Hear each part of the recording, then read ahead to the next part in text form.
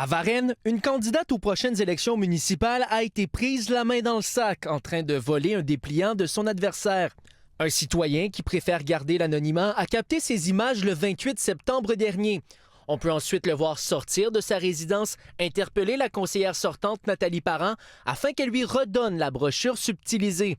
Il a ensuite lui-même contacté l'adversaire de Mme Parent, l'indépendant Dexter Poulain, afin de l'informer du comportement de son opposante, qui fait partie de l'équipe de Martin Danfous, le maire sortant. M. Poulain s'est dit choqué de cette pratique. C'est sûr qu'au début, c'est un choc. Là. On est troublé. On se dit, voyons donc qu'on fait ça en 2025. On dirait qu'on n'arrive pas à y croire là, de le voir en vidéo. Mais malgré tout, il affirme que c'est loin de le démotiver. Au contraire, ça crédibilise ma candidature, je me dirais, parce que Mme Parent reste ma conseillère dans mon district depuis 16 ans.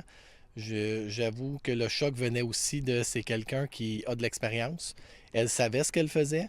Nous n'avons pas eu de retour de la candidate en question. Son chef, Martin Danfous, a quant à lui décliné notre demande d'entrevue, mais dans une publication Facebook, il affirme qu'il vient d'être informé qu'une plainte a été déposée au directeur général des élections du Québec contre une candidate de son équipe pour avoir ramassé le dépliant du candidat adverse, qu'il présente ses excuses à ce dernier et qu'un rappel a été acheminé à l'ensemble de ses candidats.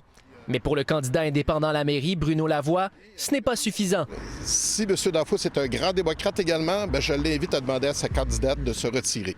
Et dénonce à son tour ce type de comportement. On revient avec des vieilles méthodes, des vieilles pratiques, puis c'est un peu décevant. Puis je pense que les citoyens de Varennes ont droit à beaucoup plus de respect. Pour le moment, à moins d'avis contraires du DGEQ, celui qui est l'ex-président de l'Union des municipalités du Québec affirme que la candidate en question demeurera assurément en poste.